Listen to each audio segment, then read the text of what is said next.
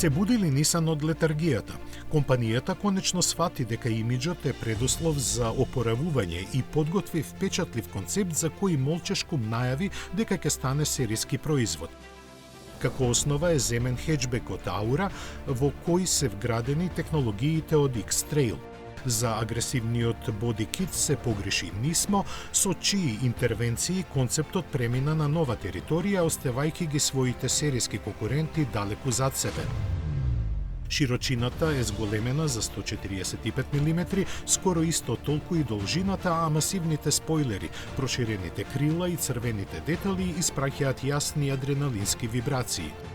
Под површината делува хибридната комбинација на 1,5 литарскиот турбо трицилиндричен мотор кој не ги движи тркалата, туку работи исклучиво како генератор за струја за двата електромотора, предниот со 204, а задниот со 136 конски сили. Нисан не објави бројки за забрзувањето, но јасно е што треба да се очекува.